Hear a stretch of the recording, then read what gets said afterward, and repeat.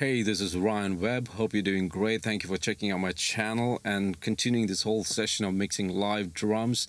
Today I'm focusing on the overheads and using universal audio plugins. So today is all about using the Neve 88RS and the Fairchild just to tame those overheads and stuff like that. So if you are interested in such videos, please subscribe and hit that notification bell if possible. It would be really appreciated. So let's check this out. I think I've already got a section down there. So let's see what's going on. So let's play the whole mix. The rooms might be a little bit too hyper at this stage. It's just a starting point, and as I mentioned earlier, there wasn't a room mic when I received from my drummer, so it was just something that I created using the overheads. So let's see what we've got here.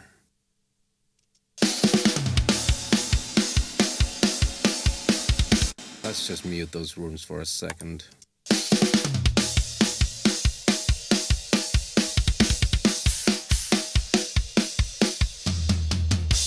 Yeah, so this is just soloing out just the overhead so you know what it sounds like, and then I'll go through what I've kind of done just as a starting point. And this is not the end result I will go for, and it's all raw tracks. Well, mentioning raw tracks, let me just disengage all the plugins. You'll see, you're not gonna see, you're gonna hear what the overhead sounds like. Quite low. I think I bumped up quite a bit of gain from all the plugins, so yet again it's just one of those things that I'm just currently, it's just a starting point.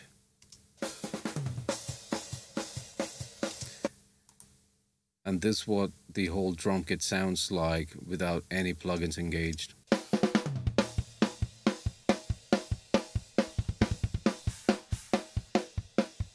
It's alright, but it's still, that's how real drum sounds like anyway. So let's just engage all those plugins back on and then focus on our overheads. So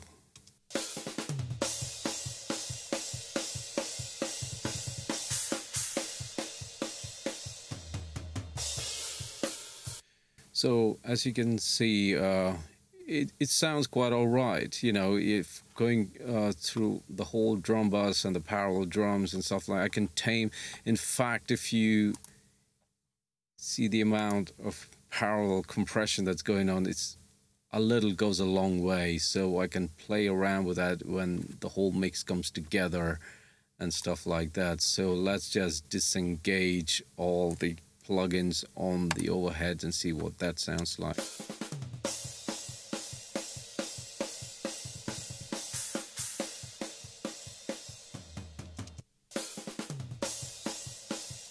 It sounds okay, sounds actually not bad, but then you have to realize that all these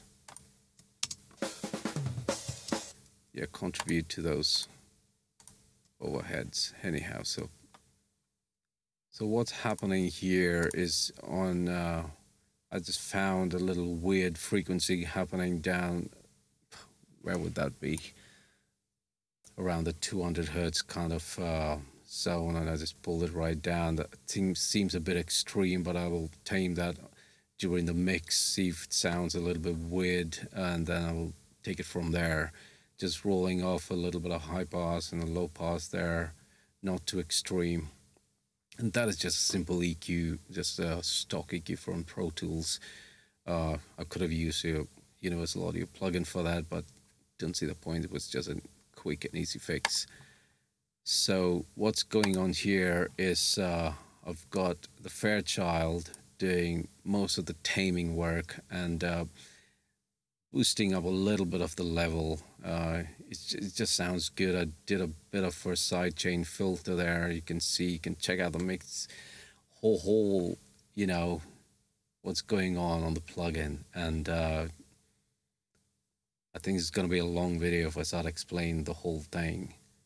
And I'll probably get it wrong anyhow. So let's engage and disengage just the compressor itself.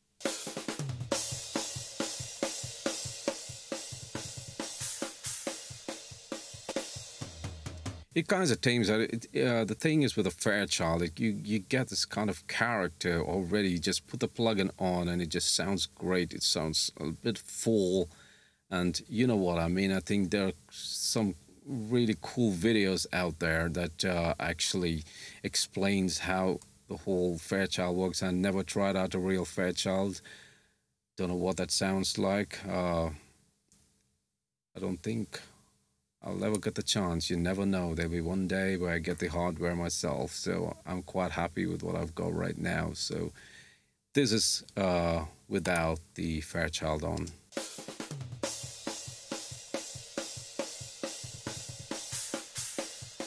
And this is with.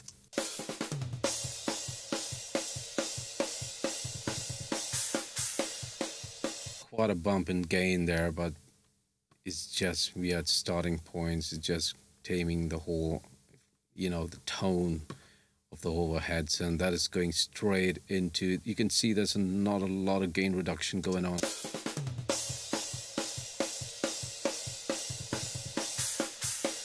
Yeah, I like the way that China kind of hits. So yeah, and that's going straight into this Neve 88RS. Why did I choose this one and not the 1073? I just put this on just for a different flavor, and it just taming it a little bit, and it just works. So this is with.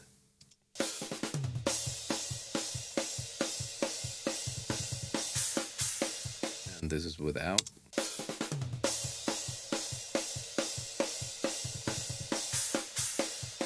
Can hear a lot of that 570 hertz going on there. I'll show you what I mean. So if I crank that up,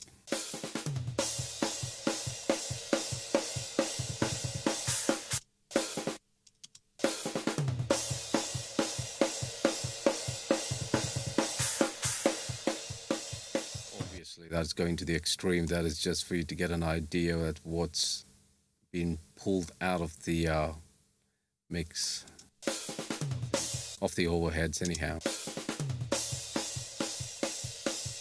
So I can tame this according to, you know, when I do the whole mix and stuff like that. So right now I'm just happy just the way it is. Just get rid of all those unwanted nastiness, I would say.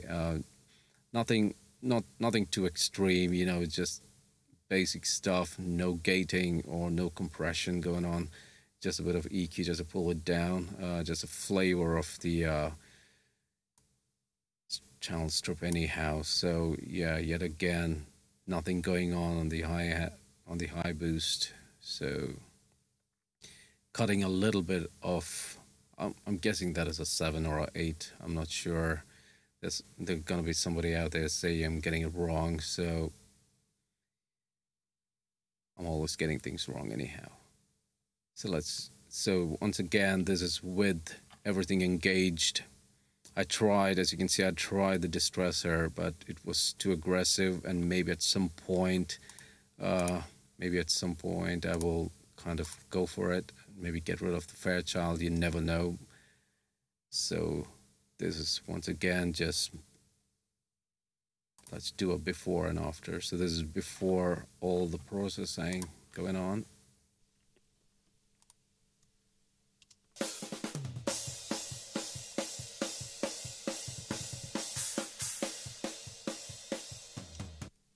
This is after.